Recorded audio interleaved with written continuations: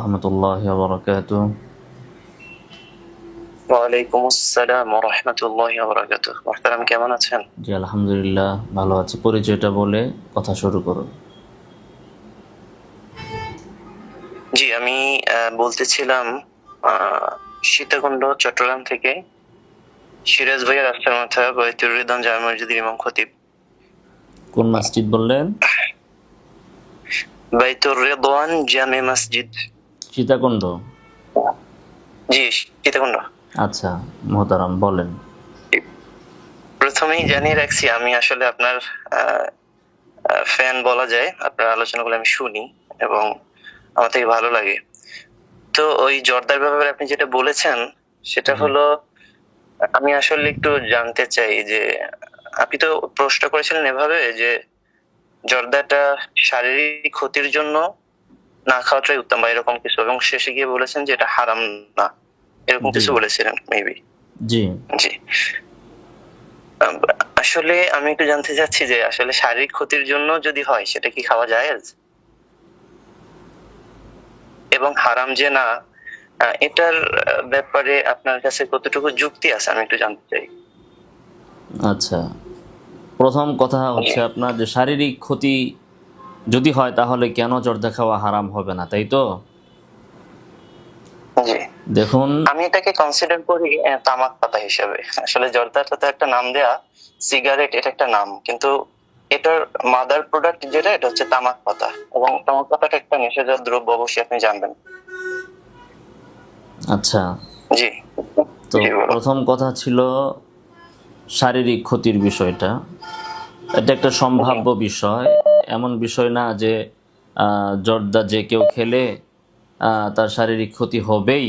যদি আপনি বলেন যে শারীরিক ক্ষতি হবেই হবে, তাহলে তো আপনি সাবাবকে একেবারে আসলের ভিতরে রেখে দিচ্ছেন, ঠিক না?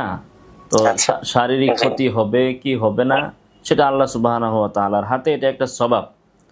এখন অনেক মানুষ আপনি পাবেন সারা জীবন জর্দা খাইছে, তারপরও সে আপনার থেকে বহুত সুস্থ আছে, আমার থেকে বহুত ভালো সুস্থ আছে। আর বহুত মানুষের যে সারা জীবন জর্দা খায় নাই কিন্তু ক্যান্সার হয়েছে, এমনকি 10 বছরের বাচ্চারও ক্যান্সার হয়েছে।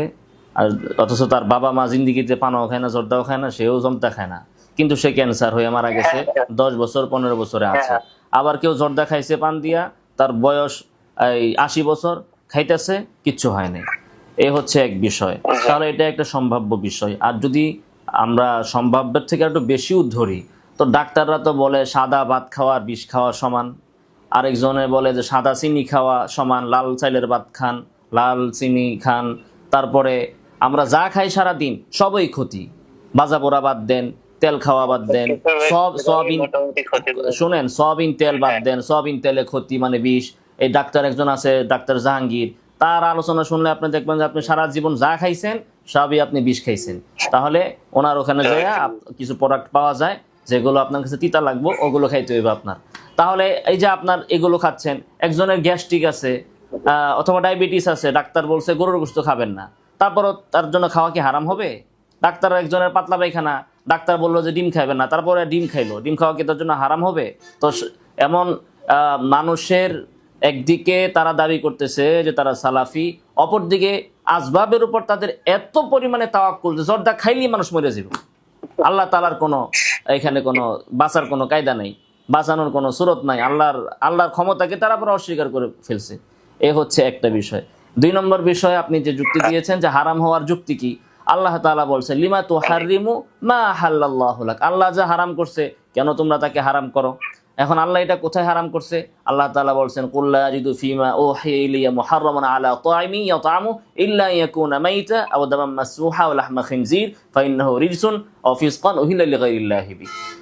তো এইখানে ফাইন্নাহু রিজসুন আও ফিসকুন উহিল্লা লিগাইরিল্লাহি বি, এখানে আল্লাহ তাআলা বলছেন যে এই কয়টা খাবার ছাড়া নবীকে বলতে বলছেন যে আমি আর কোনো কিছুই হারাম পাই না, যা হারাম তা এখানে বলে দেওয়া হয়েছে। তো এর বাইরে তো কোনো কিছু হারাম নাই, কোরআনে যা আছে তাই হারাম, এর বাইরে কোনো হারাম না। এখন আসেন এই নেশার বিষয়টা, মাদক কিনা।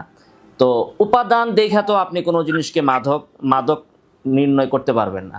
তামাক পাতা থেকে হইলেই সেটা যে হারাম হয়ে যাবে এমনটা বলা যাবে না যদি নেশা না হয়। এখন আপনি আমাকে দেখান যে পৃথিবীতে আজ পর্যন্ত কোন বেডায় জর্দা খায়া তারপরে মাতাল হয়েছে, আপনি আমার দেখান। পৃথিবীতে এমন কোনো নজির আপনি দেখাইতে পারবেন যে পৃথিবীতে কেউ পানের লগে জর্দা খাইছে পরে মাতাল হয়ে গেছে, মাতলামি করতেছে? মাতলামি তো করেন। এখন বলবেন তামাক তো মাদক, তামাক খাইলে নেশা হয় ইত্যাদি। ভাই তামাকও এরকম নেশা জাত না যে তামাক খাইলে মানুষ মাতাল হয়ে যায়। এখন আপনি যদি বলেন যে উপাদান, তাহলে মদ কোথা থেকে বানায়? আঙ্গুর দিয়ে বানায়, একদম খাঁটি মদ, যেটা খাওয়া সবার মতে হারাম, কোনো ইখতিলাফ নাই। সেটা হচ্ছে কি আঙ্গুর থেকে যে মদ বানায়, খামার, হাকিকি খামার যেটা। তো এখন কি আঙ্গুর থেকে মদ বানায় দেখে এখন কি আঙ্গুর খাওয়া হারাম হবে? ভাই নেশা তো আসতে হবে। এখন আহলে হাদিসরা বা সালাফিরা বা এরা বলে যা অল্প খাইলে নেশা, বেশি খাইলে নেশা হয়, তা কম খাইলেও হারাম। তো আপনি বলেন আমাকে যে পৃথিবীতে কোনো দিন জর্দা খাওয়ার কারণে নেশা হয়েছে কিনা? আপনি যদি 2 কেজি জর্দাও খান তারপরও আপনার মাতলামি হবে কিনা? আপনি দেখেন, মাতলামি হবে না। জর্দার ভিতরে মাতলামি কিছু নাই। হ্যাঁ, জর্দা বেশি পরিমাণে যদি আপনি খান তাহলে আপনার অস্বস্তি বোধ হইতে পারে, সেটা আপনার দুধ খাইলেও হবে, মধু খাইলেও হবে। আপনি যদি বেশি পরিমাণে গরুর গোস্ত বেশি খান তাইলেও হবে। অনেকে কিছুজনকে দেখলাম যে বাজি দুইরা গরুর গোস্ত না মিষ্টি খাইছে, পরে লোকটা মারাই গেছে। তো ভাই বেশি অতিরিক্ত খাইলে তো আপনার অস্বস্তি হবে, কিন্তু মাতলামি তো হবে না। আর সবচেয়ে বড় বিষয় যেটা এখানে, যে হাদিসে যে বলা হয়েছে মা উসকিরা কাসীরুহু ফাকালিলুহু মা আসকারা কাসীরুহু ফাকালিলুহু হারামুন, যে যা কিছু নাকি অল্প খাইলে বেশি খাইলে নেশা হয় সেটা অল্প খাওয়া হারাম। এই হাদিসের উদ্দেশ্য কি? উদ্দেশ্য হলো যে এমন জিনিস যেটা নেশা হয়, এখন আপনি অল্প খাইলেন, আজকে অল্প, কালকে আরেকটু, এরপরের দিন আরেকটু, এরপরের দিন একটু, খাইতে খাইতে একদিন বেশি খেয়ে ফেলবেন, আপনার নেশা হয়ে যাবে। অল্প খাইলে নেশা হয় না, বেশি খাইলে নেশা হয়, কিন্তু অল্প অল্প করে একদিন আপনি বেশি খাবেন। কিন্তু জর্দা তো এমন জিনিস যেটা বানানোই হয়েছে অল্প খাওয়ার জন্য। জর্দা কেউ আধা কেজি খায় না, 1 কেজি খায় না। এটা মদের মতো না যে আজকে আপনি আধা গ্লাস খাবেন, এরপরের দিন 1 গ্লাস, এরপরে দিন আরো বেশি খাবেন, এমন না। পানির সাথে মানুষ জর্দা পরিমিত পরিমাণেই খায়, কাজে ওই হাদিসটা এখানে ফিট হয় না। আর জর্দা বেশি খাইলেও মানুষ নেশাগ্রস্ত হয় না। আশা করি আপনার উত্তর হয়েছে। আরো কিছু আপনি বলবেন? হ্যাঁ জি, আমি একটু বলবো। আমি তো আপনার কথা শুনেছি, আমি আসলে বাধা দিই নাই। যে আমি একটু বলি, সেটা হচ্ছে তামাক পাতাটা কিংবা জর্দা বা সিগারেট যেটাই বলেন না কেন, আপনি যে গভীর ব্যাখ্যা করেছেন আলহামদুলিল্লাহ এটা ঠিক আছে। তারপরেও এটা আসলে আমার কাছে ব্যক্তিগতভাবে আমি বলবো, এটা আহামরি তেমন কোনো দরুরাত না যেটা আমাদেরকে খেতেই হবে। আমি বলতেছি না যে খাওয়া যাবে না, কিন্তু আমি মনে করি যে তাহলে তো আমার কথাই আপনি বললেন। আমি তো এটা বলছি যে আমি তো বলছি যে খাওয়া যাবে না, বিষয়টা এমন নয়, তার মানে হালাল। তা আপনি তো হালালই বলতেছেন, হারাম তো বলতেছেন না। তা আমার সাথে তো আপনার কথা মিলে গেল। আমি তো বলছি যে এটা বর্জন করা উচিত, তবে হারাম নয়। আপনি বলতেছেন যে আমি এটা বলছি না যে এটা হারাম নয়, তবে আহামরি কোনো দরকারি জিনিস না। তো কোনো জিনিস বৈধ হওয়ার জন্য আহামরি দরকারি জরুরত হওয়া এটা জরুরি নয়। এমন না যে প্রত্যেকটা জিনিসই পানির মতো আপনার জন্য জরুরি হবে। আপনি দোকানে যে চকলেট খান, এটা কি আহামরি আপনার জন্য জরুরি? চকলেট কি ক্ষতিকর না লাভজনক বলেন? যত দোকানের চকলেট আছে, শিশুদের খাবার আছে, তারপরে আইসক্রিম আছে, তারপরে যে আপনার কি বলে জুস আছে, সবই তো বিষ ডাক্তাররা বলে। এই সবগুলোর ভিতরে কেমিক্যাল আছে, জরুরত নাই আপনার এগুলো খাওয়ার। তারপরে তো বাচ্চারা আইসক্রিম খাচ্ছে, চকলেট খাচ্ছে, এটা কি আপনি হারাম বলবেন? না, এটা তো অবশ্যই হারাম হবে না। আরেকটা বিষয় জানতে চাই। তাহলে আপনি তো আমার সাথে সহমতই পোষণ করলেন, ইখতিলাফ তো আপনার সাথে আমি দেখতেছি না। আপনি তো হারাম থেকে এখন যে খাওয়া যাবে না এটা আপনি বলছেন না, বললেন না। আমি সরাসরি হারাম এই জন্য বলতেছি না, যেহেতু ব্যাখ্যা এবং বিশ্লেষণের বিষয়। সরাসরি হারাম বলতে গেলে আমি তো, তাহলে আমার কথার আপনি প্রতিবাদ করার উদ্দেশ্য কি? তাহলে আমি তো বলছি যে এটা হারাম নয়, আপনি। না, আমি প্রতিবাদ করি নাই। আমি জাস্ট এটা জানতে চাইছি। কেন জানতে চাইছি? এটা নিয়ে অনেকেই অনেক ধরনের গোঁজামিল, অনেক ধরনের জলঘোলা, অনেক কিছু করতেছে। তো সত্যটা আমার সামনে নিয়ে আসা প্রয়োজন। এটা আমি প্রশ্ন করতেছি না কেউ। সত্যটা কি আপনার কাছে স্পষ্ট হয়েছে? সত্যটা হ্যাঁ আমার কাছে আমি স্যাটিসফাইড। আমিও মানুষকে বলতেছি না আমি আমার জর্দার ব্যবসা নাই ভাই। আমি মানুষকে জর্দার দাওয়াত দিতেছি না যে ভাই জর্দা খান, জর্দা খান, জর্দা খান। আমি নিজেও জর্দা খাই না, এবং আমার বাপেও জর্দা খায় না, আমার ফ্যামিলিরও, আমার ভাইয়েরাও কেউ জর্দা খায় না, আমার ছাত্ররাও কেউ খায় না। আমাদের উস্তাদদের ভিতরেও আমরা তেমন কাউকে, যতটুকু এখন স্মরণ পড়তেছে, ওইরকম জর্দা খাতি দেখি নাই। তবে একটা হালাল জিনিসকে আবার হারাম বানিয়ে ফেলবে, এটাকে আবার কটাক্ষ করে, যেখানে ওই সালাফিরা বলে কি, ওরা বলে যে এই গরুর পেশাব খাওয়া হালাল, মানুষের বীর্য খাওয়া হালাল, ওইখানে এরা আবার এই হালাল জিনিসটাকে বলে দেয় হারাম।